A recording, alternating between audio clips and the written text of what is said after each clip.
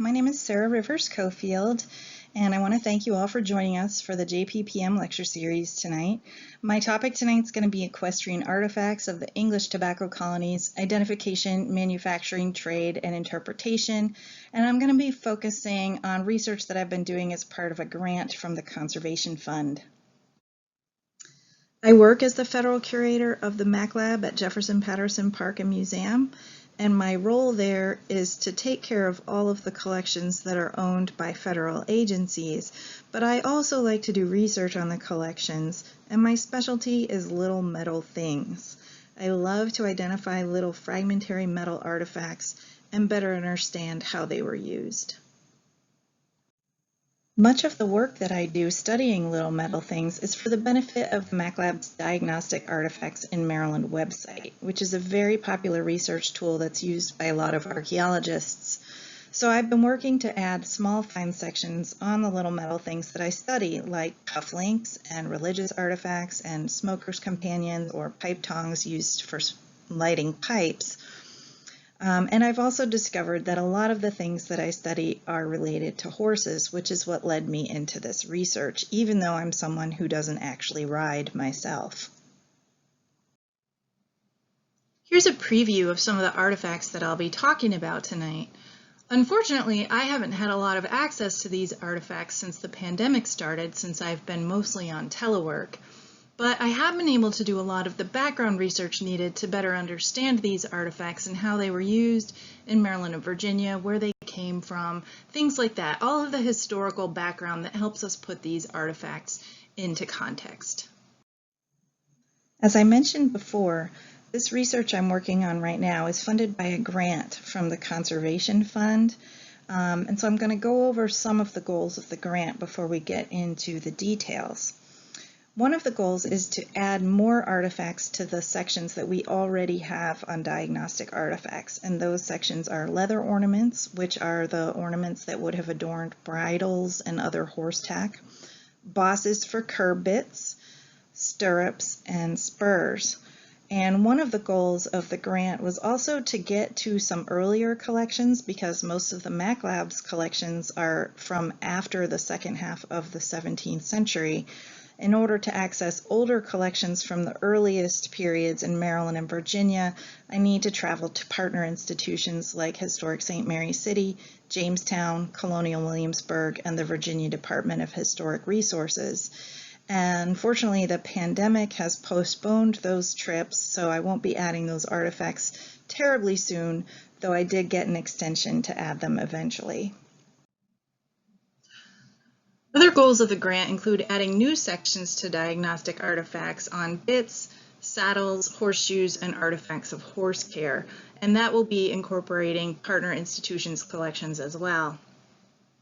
I also have had to postpone a trip that was part of this grant to visit the Swedish Royal Armory in Stockholm, because they have an amazing collection of surviving saddles and bridles that I haven't been able to find anywhere else. Apparently, a lot of the English saddles and bridles that would make the best comparisons for our artifacts were destroyed during World War II.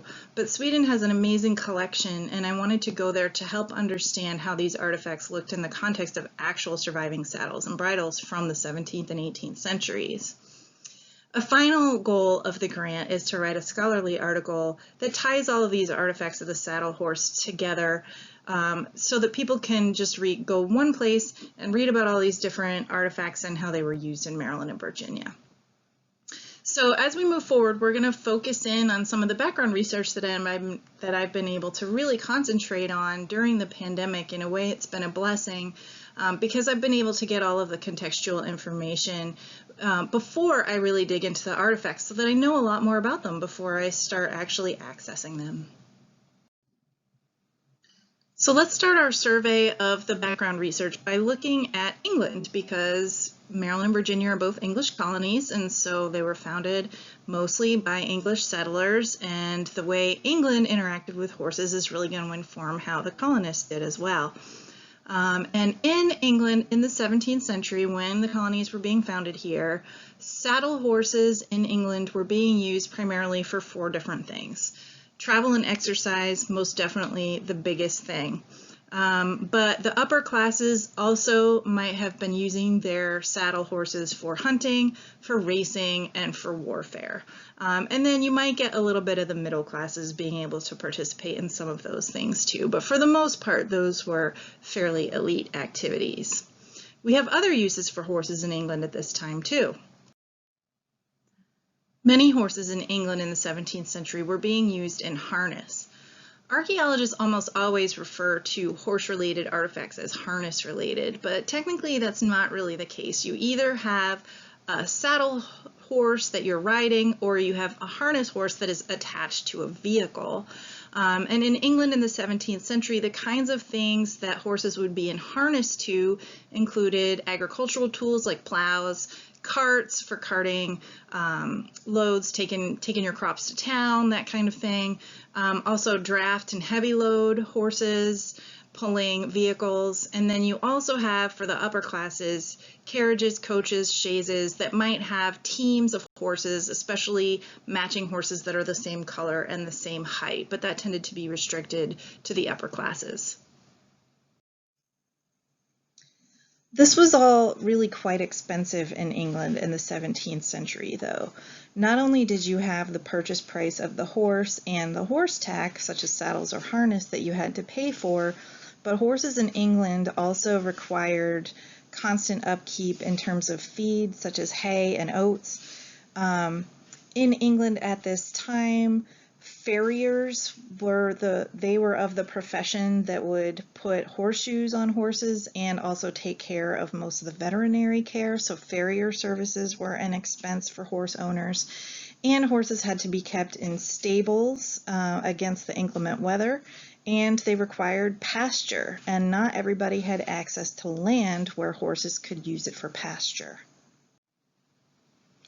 Some people could share space in stables and pastures by using hired stables or having access to public commons where horses could be pastured, but there was a little bit of a risk in that too, because horses coming together were more vulnerable to communicable diseases, and then if your horse got sick, then you would be subject to even more farrier services and veterinary care, so that was also a little bit of a risk.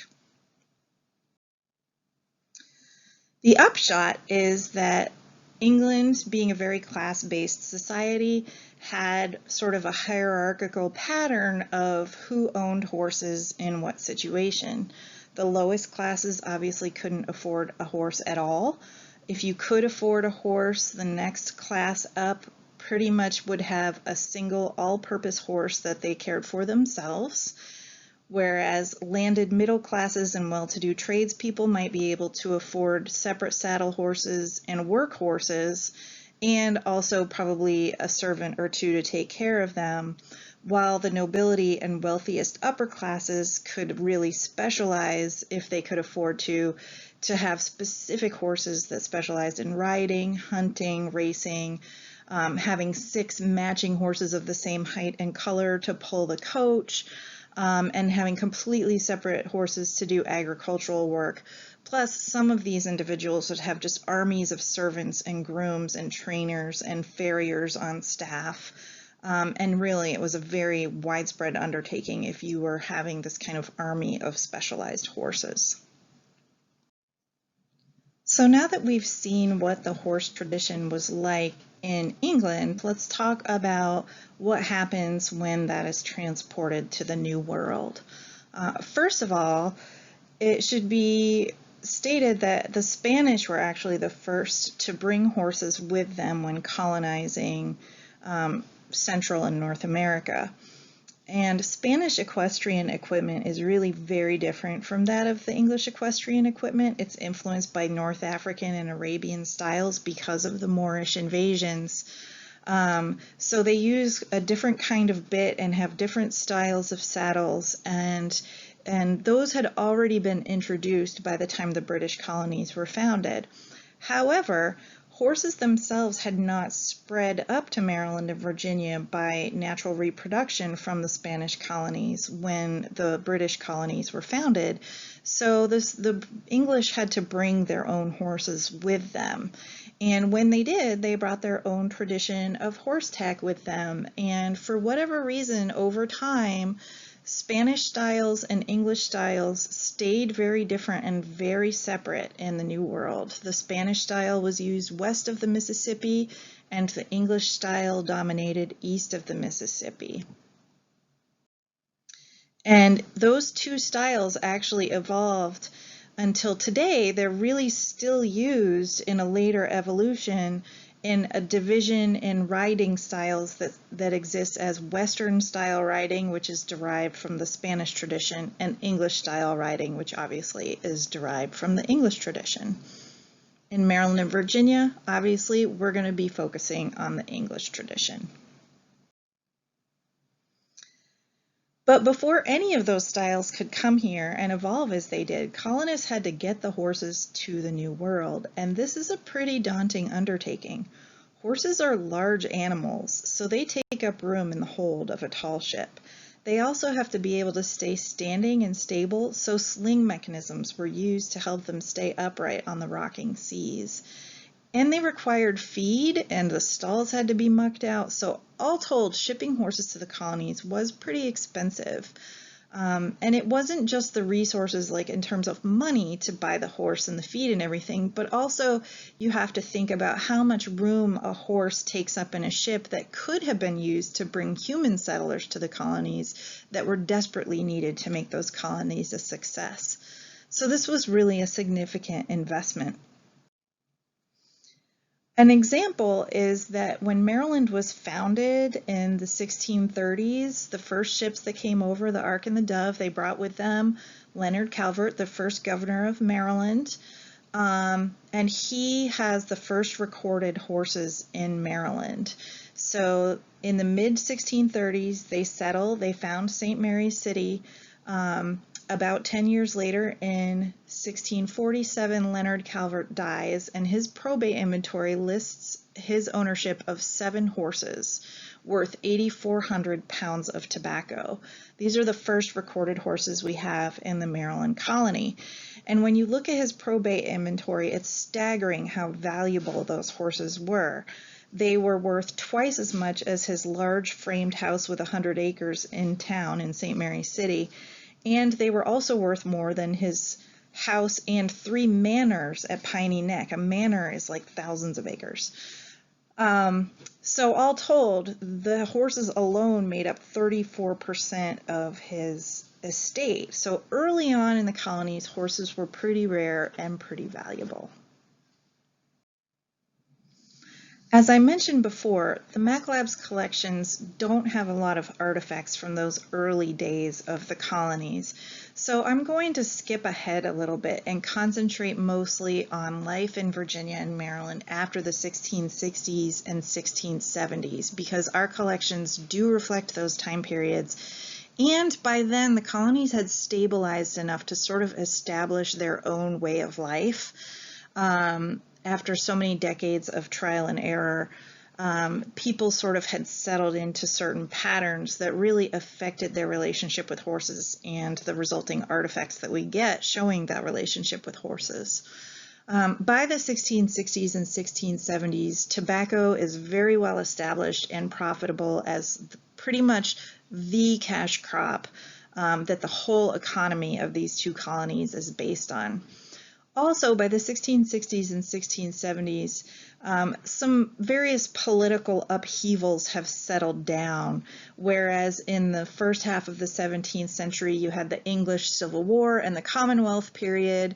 After 1660, you have the restoration of Charles II, and things sort of stabilize after that.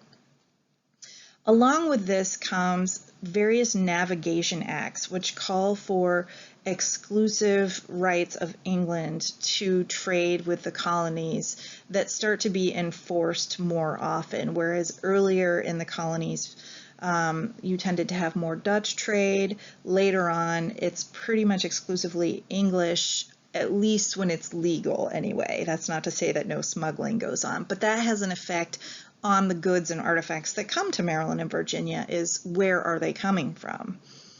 And in this time period, you start to see them coming more from England, and you really see many patterns start to evolve in the kinds of goods that people are consuming. As I mentioned before, Maryland and Virginia's economies were entirely based on tobacco in this time period, and so in order to understand how they used horses in the artifacts that we're finding, we have to understand how the tobacco economy worked. And the first thing is that people needed a lot of land for growing tobacco because it depleted the soils relatively quickly. So kind of as a general rule, people when they settled a new plantation would divide their land roughly into thirds, with 1/3 in forest, another third in meadow for livestock to graze, and the final third for growing their actual crops. And when they were clearing forests for those crop fields, what they did is they would fell the trees, leaving the stumps and the roots right in the ground. And then they would use hand hoes to make hills to grow their tobacco and corn. They didn't clear out the stumps and roots. They didn't bother to invest the time in that. They let them rot naturally in place. And instead, they did all of their cultivation by hand. That means that they were not using horses to pull plows in the 17th century. It doesn't come into this region until much later. And what would happen is by the time the soils were depleted, they would rotate those thirds of land in terms of their uses, and then they would let that area go back into forest. So it was quite a while before they started using horses to pull plows.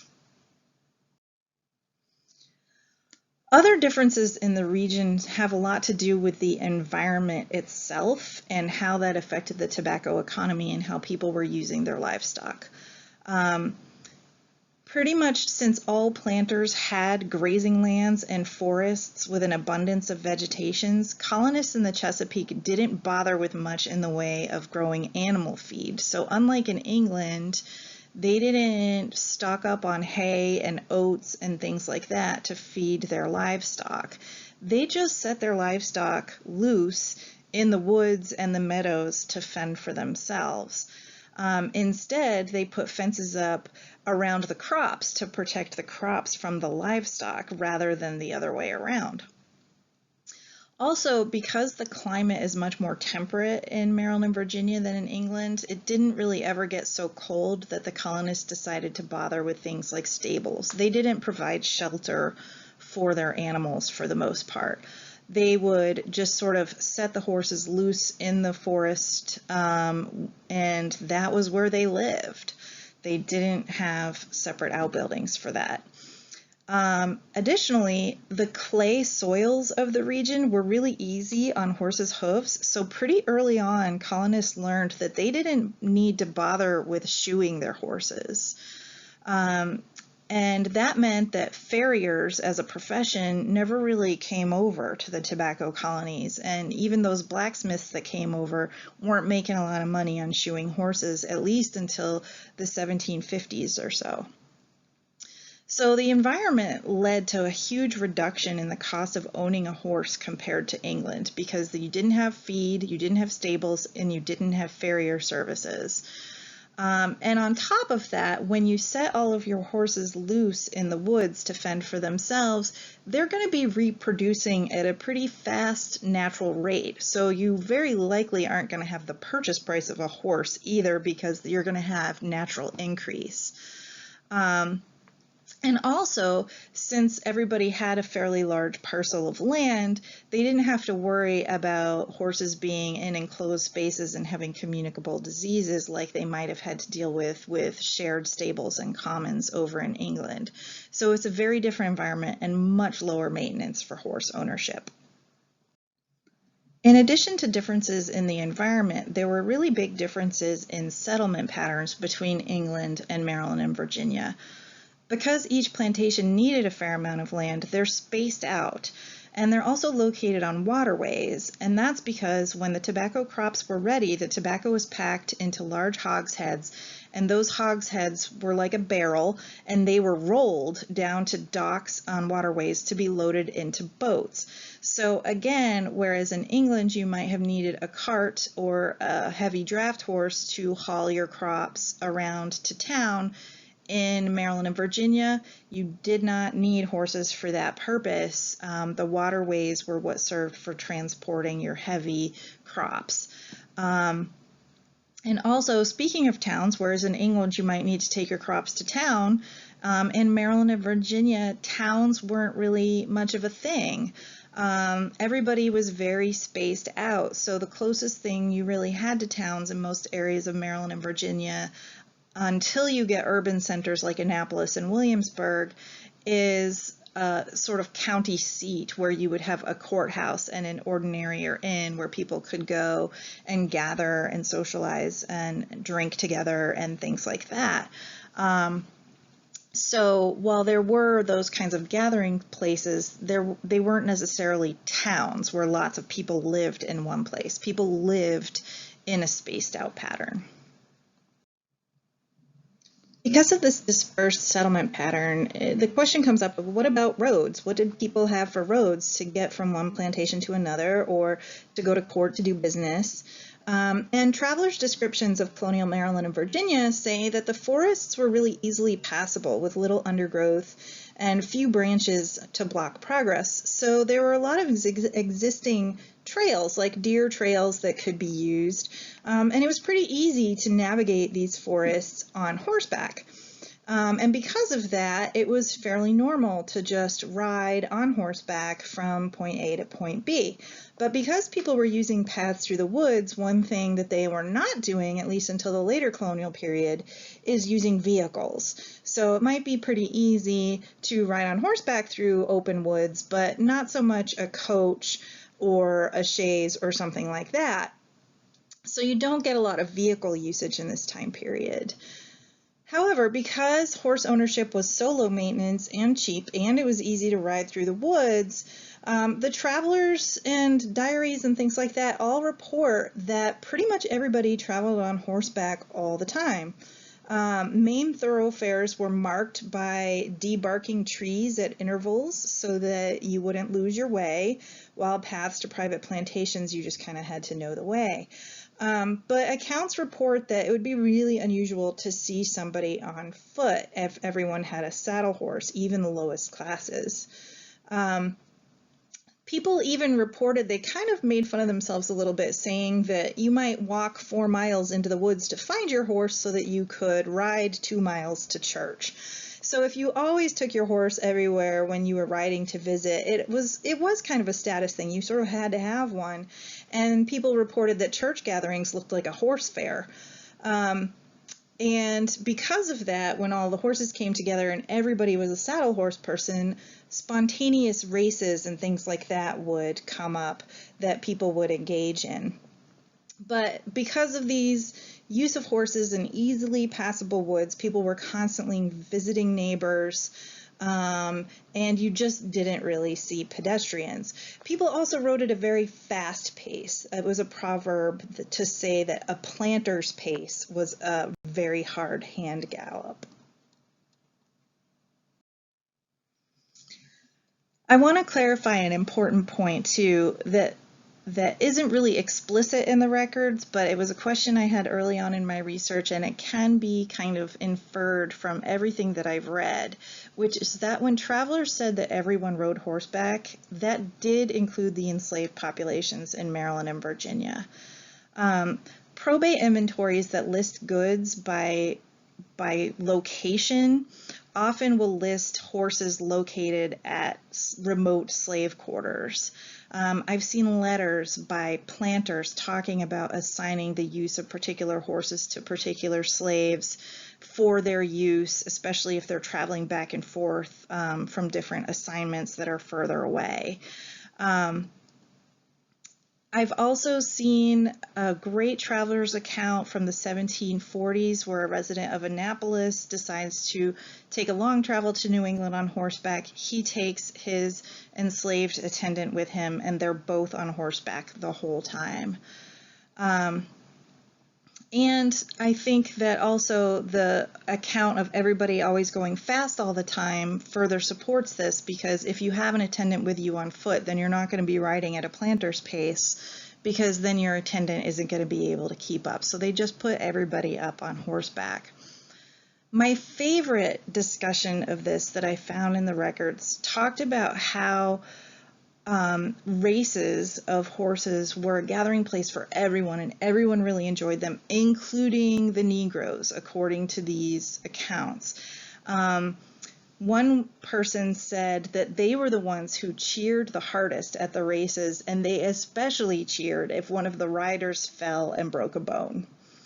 And I find that personally very interesting because to me it speaks of probably what was a rare leisure time allowed to enslaved populations, and probably a pretty cathartic experience of seeing the owner class get injured and being able to cheer for it and not get in trouble. So I think that is a very significant account of what life was like for the enslaved and what their relationship with horses was in this time period.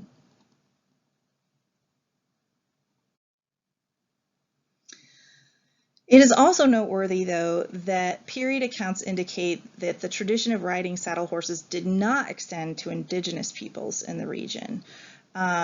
In fact, the Native Americans are said to have pretty much made fun of the English colonists, talking about how lazy they were and saying things like, 2 legs are too many for such lazy people as can't visit their closest neighbor without 6.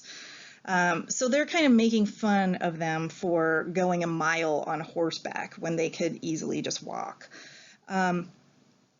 This plays out really well in the archaeological collections that we have at the Mac Lab. We don't have a lot of collections that are from sites that are occupied by indigenous people after contact, but the ones that we do have that I've looked at, they have a lot of trade goods like ceramics and glass and firearms, but they don't have horse-related equipment. So it's pretty clear that they weren't riding horseback a lot. And this actually had implications that some of the colonists noted, where they say that if the Indians caused trouble, it wasn't any problem to put them down because the colonists would just ride out on horseback and hunt down and kill whatever Indians were bothering them. And the Indians couldn't get away because they couldn't go as fast as the colonists could on horseback. So in that sense, the horses were really a form of enforcement and suppression of the native populations, and it was a way to keep them under control that the colonists really exploited. So to sum up, the history tells us that saddle horses were widely used, horses were affordable for virtually everyone, and not much effort was put into horse care in Maryland and Virginia in the colonies. Now, when archaeologists want to use artifacts to understand a culture, we're looking for things like whether or not a certain artifact is associated with wealth or status, or whether it's only the wealthy and the colonists had decorative bridles, for example. We'd like to be able to discern whether a particular artifact came from the Ferrari of saddles or just your basic family sedan. We might look for a particular gender, such as side saddle versus regular saddle. And we love being able to assign specific functions or preferences to things, like being able to look at artifacts and say that the people who used them were definitely hunting instead of just traveling from point A to point B. So now we are going to sort of shift gears and try to figure out what the artifacts themselves are going to tell us in the context of all of this background we've already talked about. But believe it or not, in order to do that, we have to look at more background research that sort of focuses in on the economic factors that resulted in these artifacts being here in colonial Maryland and Virginia.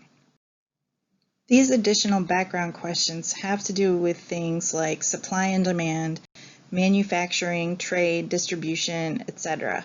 Those things are an important starting point because we can't say much about personal preferences if we don't know what the colonists had to choose from. And for these questions, we're once again going to go to England to do background research on who made the artifacts, where were they made, how did they arrive in the colonies, how were they distributed, and how much choice did consumers have. First, I want everybody to think about a saddle as a piece of furniture, and a pretty complex one with lots of parts. I think we tend to have the impression that the local blacksmith of the colonial era could make pretty much all of the metal things that people used here, but that really was not the case. Blacksmiths could make horseshoes, but remember, that's not really a thing here until after the 1750s or so. So the metal components that we find archaeologically were usually made by specialists called loriners. A little bit more on them in a minute. The wooden base of a saddle, like any piece of furniture, usually has a wooden base. That was more of a carpentry thing, so joiners or specialized saddle tree makers tended to make those.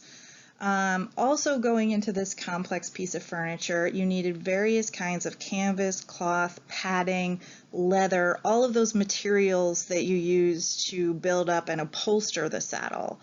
And all of those are made by specialists. So if you think about a saddle being made by a saddler, that's true, but the saddler, their role was primarily assembly. So they took all of these raw material parts from other specialists and assembled them into the finished saddle. As archaeologists, we don't generally find the wooden saddle trees, the leather, the cloth, or any of those other organic parts that are eaten by bacteria and whatnot in the ground unless you have very special preservation conditions. So what we find are the metal bits, and all of those metal bits come from the area that is the specialty of the loriners.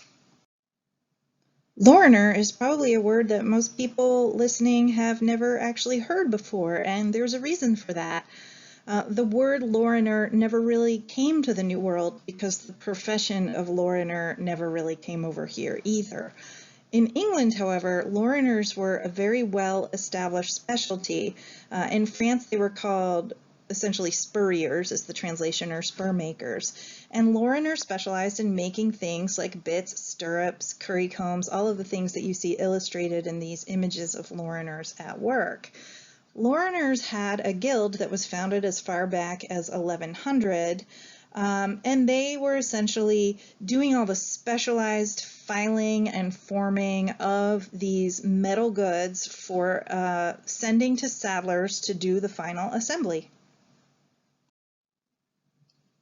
Sometimes the loriners' wares were shipped directly to the colonies for assembly by a local saddler, such as this example from a Philadelphia merchant importing bits and stirrups for a Germantown saddler. That's a pattern that makes a lot of sense for Philadelphia, which had a very different settlement pattern from Maryland and Virginia. They had towns, they had more tradespeople, and so you get the loriners' goods being imported because loriners did not come over to the colonies, they stayed in England. And you see, instead of finished saddles and bridles in this Philadelphia record, 3 dozen hunting bits, 2 dozen curb bits, plain stirrup irons, etc. Those are the metal parts being imported as materials for assembly over here. The story in Maryland and Virginia is very different, and the records that really play this out are the English customs records, which cover the years from 1697 to 1775. And you can go through these records to see what was imported and exported from London versus other ports, which goods in these records are English made and which are foreign made, and where they're going and where they're coming from. So it tells you everything. So for example, for Maryland and Virginia, Maryland and Virginia's exports are all listed here, and in all of the years I looked at, it was something like 99.8% tobacco and then a couple of furs were being exported from Maryland and Virginia to England. In terms of horse-related goods being exported, when you have finished bridles, saddles, chariots, things like that, those are listed separately. But if you just have loriners' goods, which are metals, they would have been lumped as wrought iron, and unfortunately they become invisible in the customs records. So we don't really know how many of those goods were being exported to any of the colonies prior to assembly, but we do know from the customs records how many finished goods were being exported. So what I did is I went through these records with sampling every 10 years and made note of every occurrence in the records of bridles, saddles, chariots, coaches, harness, and collars. And Chariots, coaches, harness, and collars only appeared maybe 1 or 2 times a year, like 1 or 2 examples. It was not a lot. It was very negligible. However, finished bridles and finished saddles were being imported on a regular basis. They were a major export of England, and Maryland and Virginia were by far the largest market for these goods.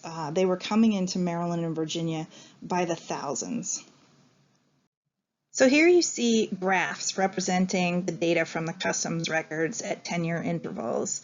And the purple line is Maryland and Virginia, just straight up numbers of bridles, finished bridles and finished saddles being exported to the American colonies. And you can see that in 1700, all of the other colonies, New England, Carolina, Georgia, New York, and Pennsylvania, have less than 100 bridles being imported, whereas Maryland and Virginia have over 5,000. It is really a very striking difference no matter what year you look at. Eventually, as Carolina and Georgia are settled more, they start to import more, and it's very likely that this is a kind of a plantation-related pattern. So as plantation colonies, as they get settled, they're also importing these finished goods.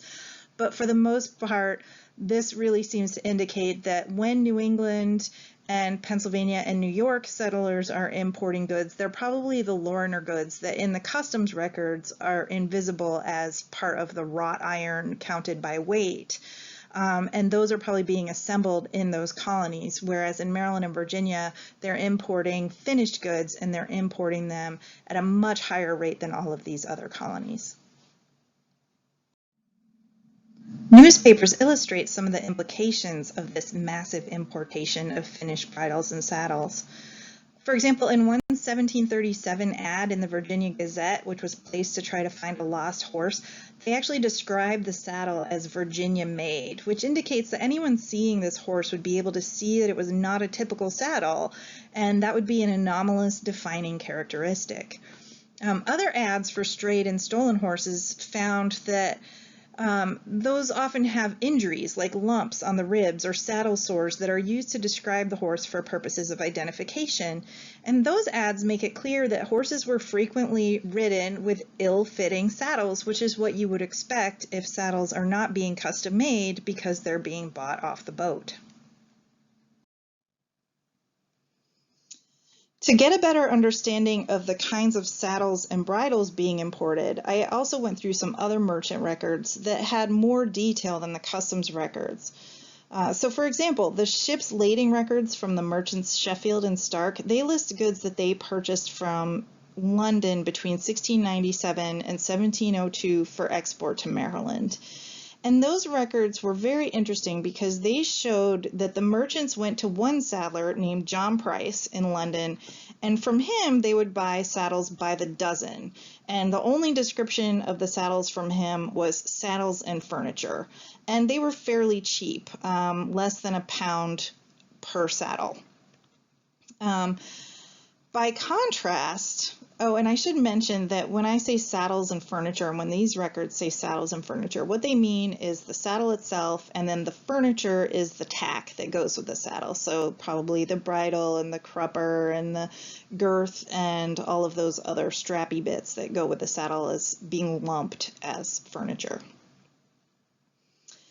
Anyway, so by contrast, in one shipment, the merchants also went to a different saddler, Elias Green, and also in London, and from him they purchased more specialized saddles. So 6 hunting saddles with plush seats trimmed with silver and all their furniture, and then an additional 10 side saddles, all of which warranted sort of their own descriptions because they had plush, they had metallic embroidery.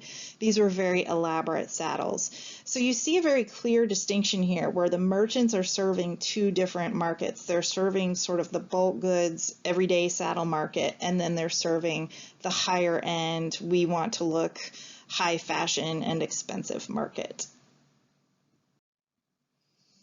Unfortunately, one of the things that tells us is that the main thing separating the cost and visual impact of a standard saddle versus a luxury saddle is the upholstery. So a plush saddle with metallic embroidery is more expensive than a saddle that has basically no description, which is probably mostly leather. For archaeologists, that means that we're probably not going to be able to see a lot of the differences in artifacts we find, because we find the metal artifacts. Those are being provided by the Loriners, and they're probably mass producing those things, and those are going on lots of different kinds of saddles regardless of the upholstery. So that's a little frustrating. However, there are some things we can figure out about saddles by looking at the metal bits. So now we're going to dig into the artifacts themselves and see what we actually find. One of the things I've been working on most during the pandemic is translating 18th century French descriptions of how saddles were made in an effort to better understand the anatomy of different kinds of saddles and the meaning of the different styles and the shapes of saddle parts that we find. That really starts with understanding saddle trees, which serves as the wooden frame of the saddle. Saddle trees in the 18th century were apparently all made of beech wood, at least if the books are to be believed. Saddle trees themselves, the wooden parts, are quite thin so as to allow for flexibility for the comfort of both the horse and the rider. And these thin branches are curved, and they're supposed to be measured to fit the specific horse, but as we've seen, that really isn't the case if you're buying your saddle off the boat.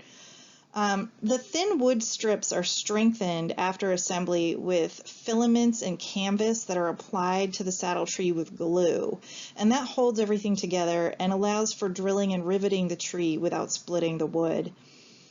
Saddle trees are then reinforced with thin iron gullets, is what they're called, that are riveted to the front and the back, and you can see one here on this surviving saddle. That is riveted to the front because it has a double gullet, one underneath and one above the saddle tree.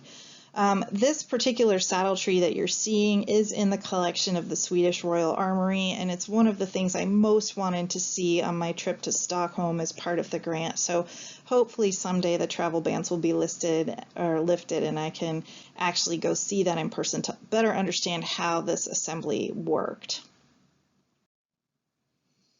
We do find a lot of saddle tree gullets in our collections, but they often aren't identified properly, and it's really difficult to find images of different kinds of gullets in historical documents to determine whether our gullets are characteristics of different kinds of saddles. So the two images you see here that are prints from the 18th century are literally the only two 18th century illustrations of gullets I've been able to find so far, and I have been looking and looking.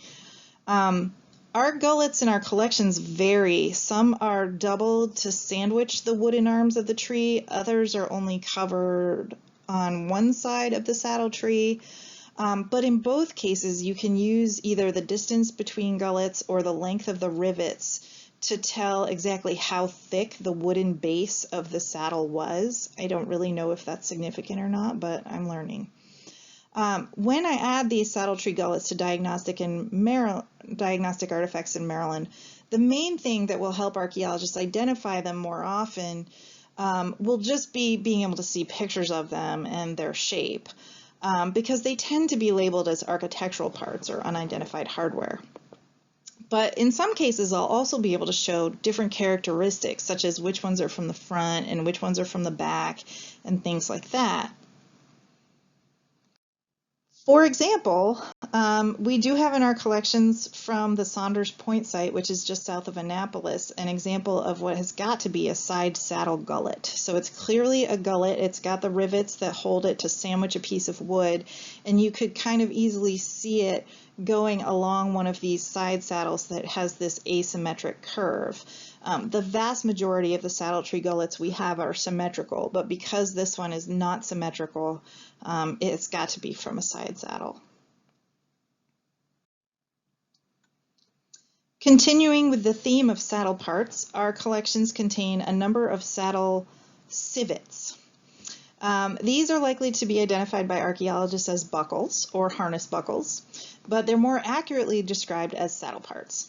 They consist of a frame, which is often trapezoidal in shape, and that frame hangs down from an iron strip that's folded to attach to the arms of the saddle tree with a rivet.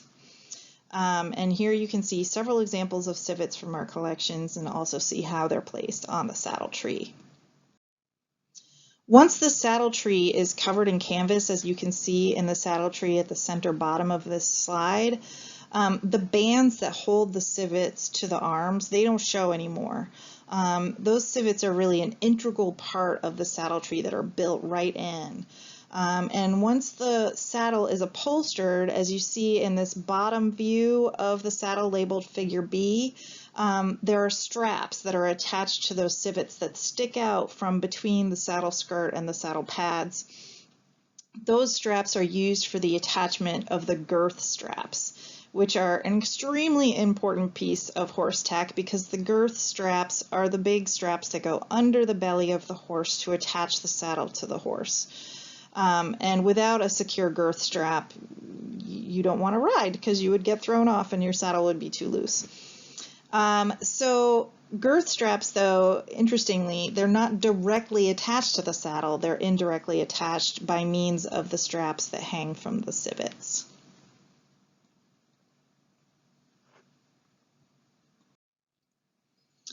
Another saddle element we find archaeologically is the stirrup bar.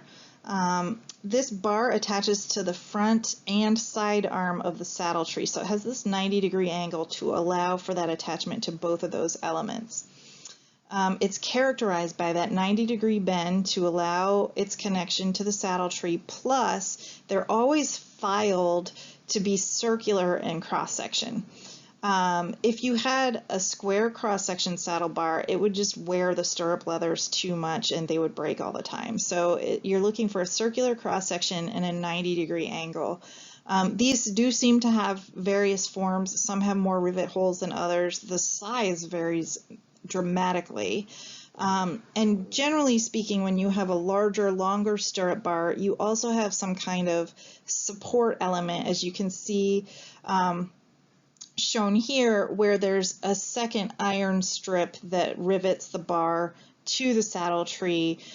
That strip can provide two different functions. One is to strengthen the connection, and then the other is to keep the strap that holds the stirrup in the proper position instead of sliding back and forth along that stirrup bar. I've also seen some images of saddles that have two sets of stirrups hanging from them, so that divider might also allow for that.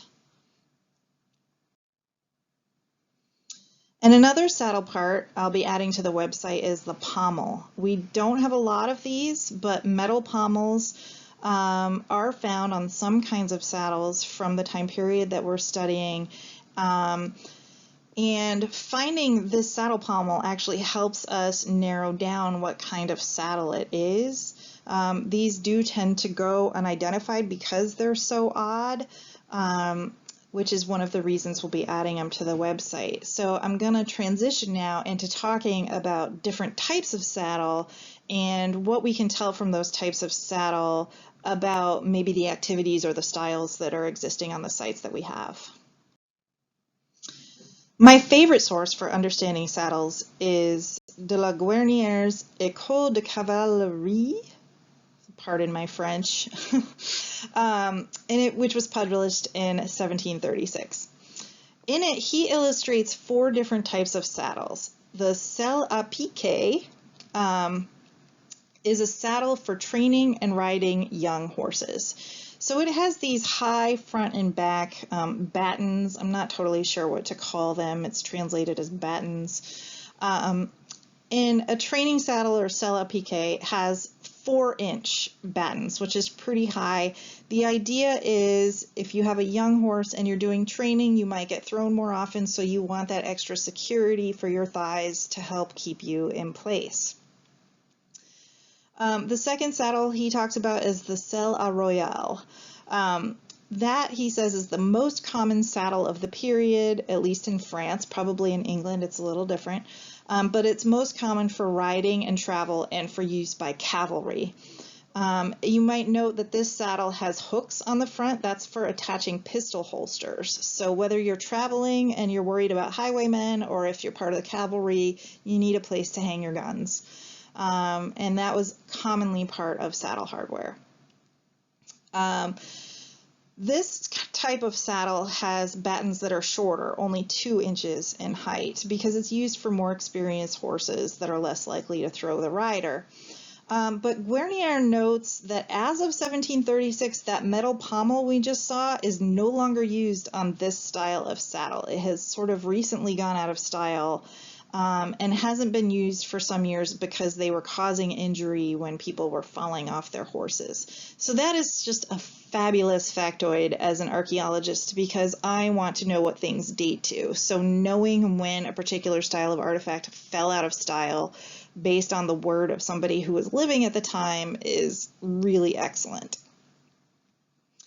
And then finally, the 2 types of saddle on the bottom, the English saddle, or selle angloise, and the selle race, which is sort of like a flat saddle. Those are both hunting saddles. They're variations on a hunting saddle, and they sort of lose the battens because hunting saddles need to be good for jumping, and jumping doesn't really lend itself to being really restricted in the saddle like the ones with all of the battens do. Also, it's better to have a lightweight saddle for jumping. Neither of these have the metal pommels, and so certainly for the English saddle by this time, it was very well established that you didn't have that metal pommel anymore. The ones with the battens, those saddles, that's a carryover from the medieval period when people were doing things like jousting and riding in armor. And so having that sort of extra security to hold you in place, it just wasn't as needed in this time period, but it took a little while for people to let go of that style. With the shift to English saddles, there's an introduction of what another French source calls English nails, which are placed at the front and the back of each side of the saddle. So in other words, there's 4 of these per English saddle. And I'm thinking that the artifact that I'm showing here is one of those English nails, though I have puzzled over this question a lot, and it's one of the things I really wanted to verify by looking at surviving saddles over in Sweden. These artifacts show up a lot, and sometimes I feel like the archaeologist who cries saddle every time I see an unidentified metal thing, but I'm increasingly confident in this ID after reading this French source. The artifact itself is the size and shape of a large button. It's a little over 1 inch, and I've seen them cataloged as buttons a lot. But where buttons typically have a wire shank made of copper, alloy, or iron, these have a rectangular hole in the back in which you see there's like a rectangular remnant of an iron nail shaft that's joined to the copper front. So this is something that would have been used like a nail. I've never actually found one of these where the nail survives, which could have to do with how it's breaking, or it could have to do with the fact that when copper and iron are in contact with each other, it creates a conservation problem. It's a preservation issue. But still, I'm fairly confident that these were used like nails, but they present a nice finished front. Here are some more illustrations showing the placement of these English nails on saddles. In our collections, many of these are plain, although some do have decoration, but more of the illustrations I see have them undecorated than not. The only thing that really gives me any pause about putting this ID out there as authoritative is that these artifacts are sometimes found where there's no other evidence of horses whatsoever. No spurs, no stirrups, no nothing like that.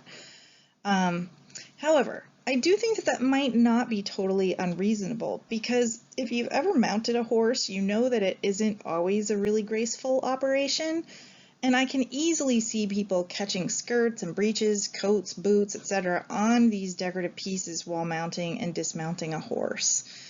With 4 per saddle, that's a lot of opportunities to knock these off and lose them when you're out traveling. So it's not totally impossible that when you're out visiting or in transit or taking a rest stop that you might lose one of these without losing a piece of your bit or your stirrup or a buckle or whatever. And in fact, I think it's more likely you're going to lose this artifact while you're out traveling than pretty much anything else you're going to find on a saddle. Continuing with our tour of saddle-related artifacts, here's some of the stirrups we have in our collections from the colonial period. Stirrups are one of the things that are already on the Diagnostic Artifacts website, so you can see more of them there. But in general, colonial stirrups fall into two main categories. There's swiveled and barred stirrups, which you see in the top row, and plain stirrups with either rectangular or oval platforms, as you see in the bottom row. The swivel stirrups do just that. They can turn without twisting the stirrup leathers. And for reasons that I don't fully understand, swivel stirrups tend to have barred platforms instead of solid ones.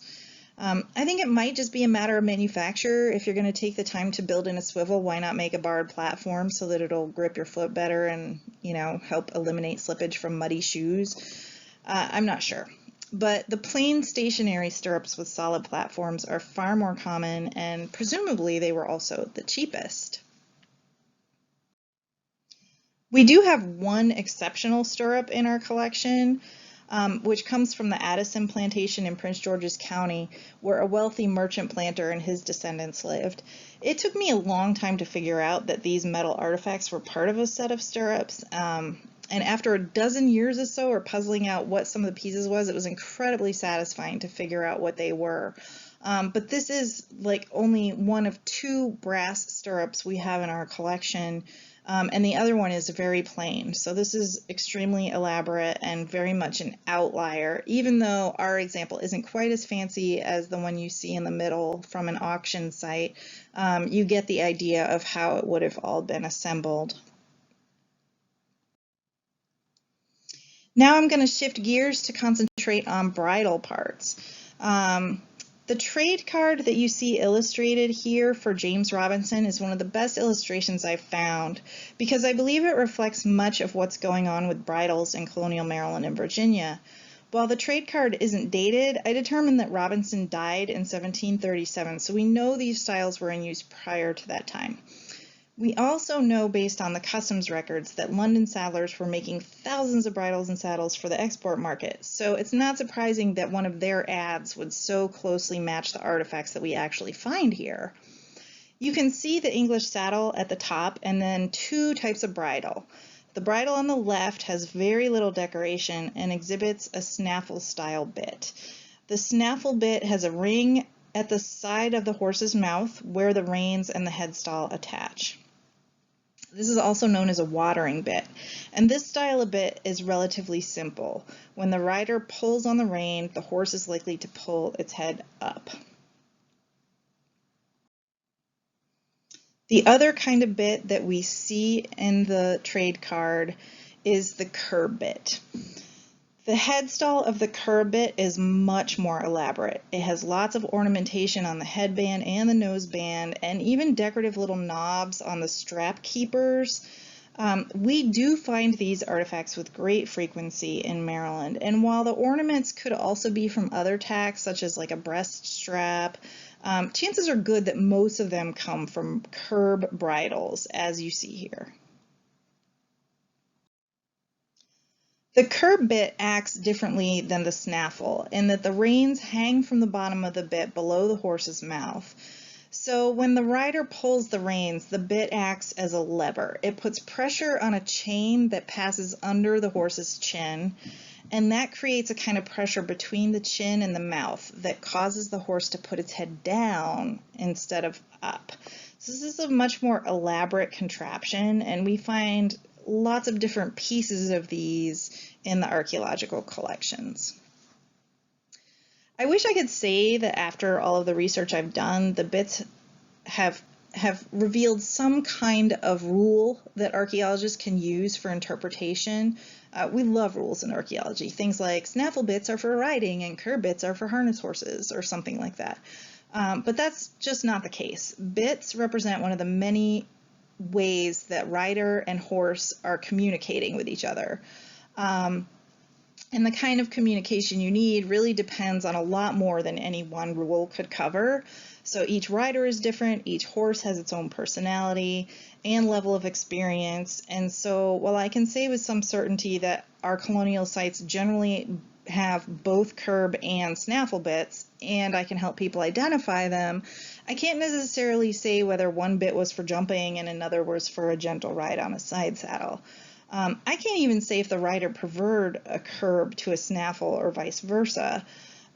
Because to complicate things, you could use both of these bits on the horse at the same time. So maybe you have a horse that responds to a snaffle just fine, but you want the fancy look of the curb bit when you go visiting, so you can just like double up and put them both in the horse's mouth.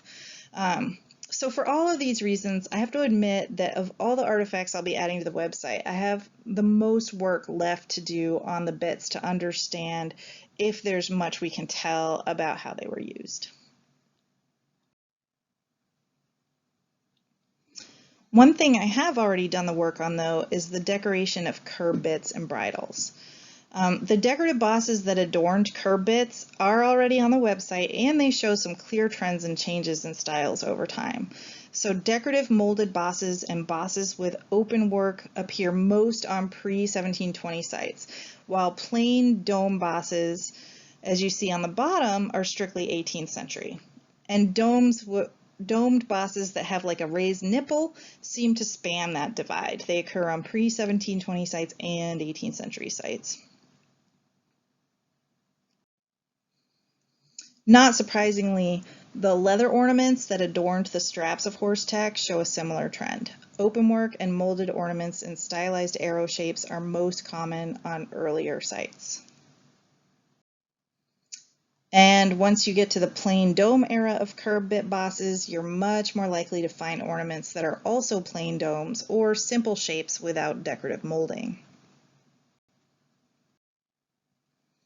This really mirrors what's going on in the decorative arts at the time, such as furniture styles, so I'm showing a little bit of a comparison here.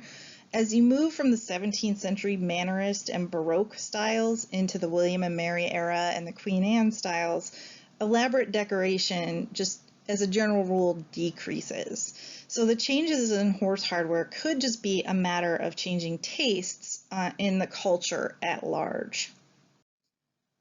There's also something else going on in this time period in terms of equestrian culture. The saddle and bridle styles of the 17th century are reminiscent of obsolete medieval standards, with those high battens to hold the legs in for jousting and things like that. And they're pretty heavy and decorative in appearance. They're more appropriate for the heavy horses that were needed to carry armored soldiers. But by the end of the 17th century, armor wasn't used anymore, and cavalry kind of became second fiddle to artillery. So there's an increased interest in breeding horses for speed because racing was more popular and cavalry maybe needed to be faster instead of robust. So you see these changes in what the elite valued in a horse, from a large size horse with all the fanciest, most expensive trappings. You start to see signs of elite status being expressed in the physique of the horse and the expense of the pedigree and the breeding instead. So this trend carries over into English horse tack. As you go on in time, you see less and less emphasis on horse tack, if any horse tack at all. Whereas showing off your horse tack is a big symbol of status early in the 17th century, later on, a naked horse that has a really great physique is actually more showy in terms of your level of wealth and knowledge of horses. And by the time you get to the 19th century, most ornamentation is lost altogether, at least for saddle horses.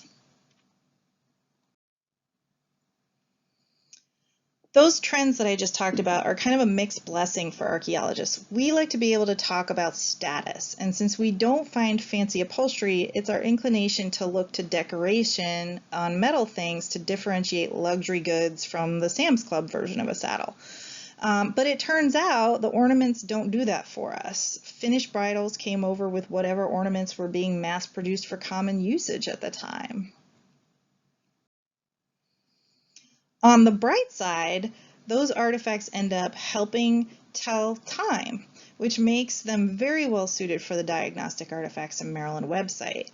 We can see this when we compare assemblages. So, for example, contemporary sites in our region tend to yield the same kinds of artifacts, and sometimes it's really striking. So here I'm showing you an example of Addison plantation versus Cliffs plantation. Both are tobacco plantations, both occupied roughly the same time, late 17th, early 18th century. Addison is occupied by a wealthy merchant planter. The Cliffs is occupied largely by tenants, but they're tenants of a merchant. And you see that they had access to the exact same goods, and they purchased the exact same goods and used them. The ornaments are the same shape, the swivel and barred stirrup is the same, even the bits and the bosses, it's all the same. And so what's good for archaeologists is while this doesn't necessarily help us differentiate status, it does help us tell time, and that is a very useful thing in an artifact. So here's what the existing diagnostic artifacts in Maryland pages look like.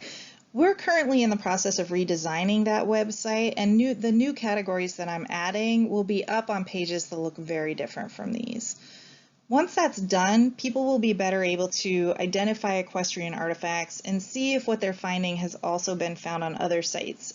It should be fairly clear if there are changes in styles over time, what those artifacts date to, what they are, and all of those things help archaeologists with dating and interpretation and understanding their sites.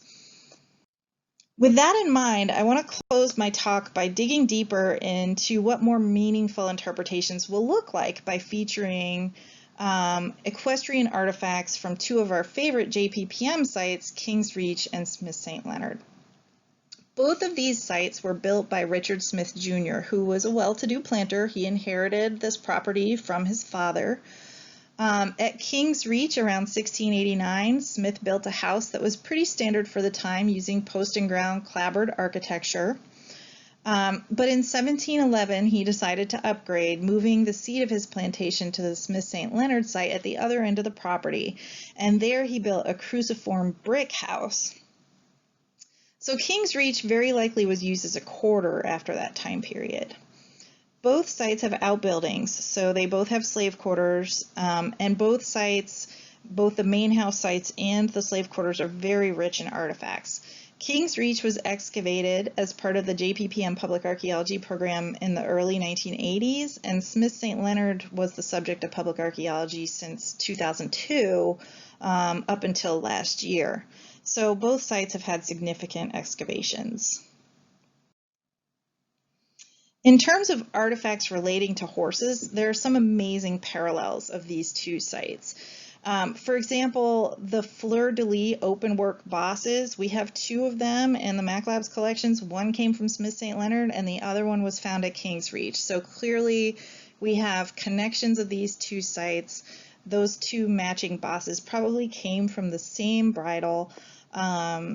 And somehow one boss got lost at one site and one at the other.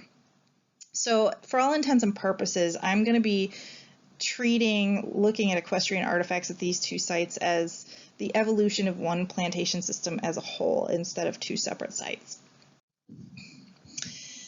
One of the most important things that is true of Smith St. Leonard is that it has a stable. So King's Reach, as far as we know, doesn't have a stable, but Smith St. Leonard does.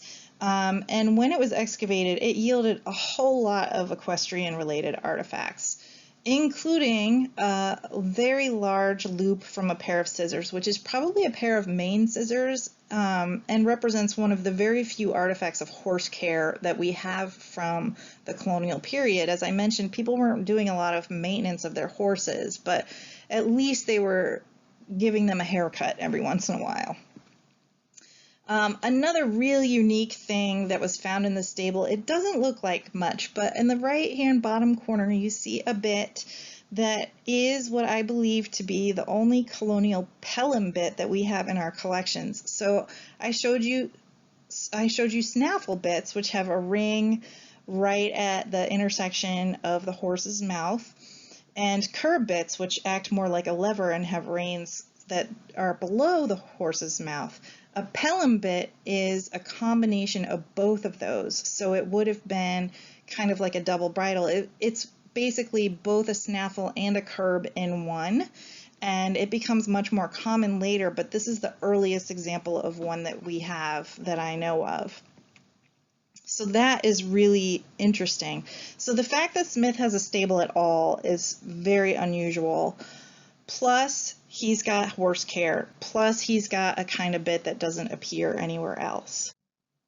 And remember these pommels we saw before? Well, both of those pommels are from sites associated with Richard Smith Jr. One is from King's Reach and the other one is from Smith St. Leonard. And these are the only pommels like this that we have in any of our collections. To me, that tells me that Smith is somehow involved in training horses, because by this time period you only have that metal pommel existing on those training saddles, remember? So what we're seeing in terms of the saddle hardware, we might not be able to tell from the gullet whether it's a training saddle or a riding saddle, but we can tell from this metal pommel. So we know that Smith is doing some kind of involved equestrian activity. Maybe he's raising horses for racing. Maybe he is breeding horses, and we don't really know, but we do know that he's an outlier, and it's a significant outlier, and so it's going to help us understand better what his unique hobbies were, and that is kind of a big deal in archaeology. And finally, one of my favorite things about the Smith St. Leonard site is that it has a horseshoe. I have said before that horseshoes really were not a thing in the Chesapeake until after the 1750s, and this site has an end date of 1754, but it has a horseshoe. But that horseshoe was not found in the stable. That horseshoe was found in a kitchen cellar that was associated with the demolition of a fireplace. And you see the stable assemblage has all these horse-related artifacts, no horseshoes. They were not shoeing their horses. So why is there a horseshoe associated with the kitchen hearth? And the reason for that is, just as horseshoes are a symbol of luck today, in the 17th and 18th century, they were believed to have magical properties. At that time, putting a horseshoe in the hearth near an opening, like a door or a window, a hearth, a chimney, would protect that site from witches. We have 17th century documentation of this, reporting that in Virginia, for example, somebody thought somebody might be a witch, but that person passed under a doorway with a horseshoe, so they were like, oh, okay, she's not. So those beliefs in the superstitious and the magical properties of horseshoes existed at this time. And one of the great things about researching horseshoes is that it's taught me that when you have a site that is pre-1750 and you find a horseshoe, you're probably looking at religion and magic. And that in itself might not tell you about horses, but it tells you a lot about the people that you're studying. But all that religious stuff is a story for another whole talk. And I will close there, and thank you very much for joining me to learn about horse-related artifacts of the Mid-Atlantic colonies.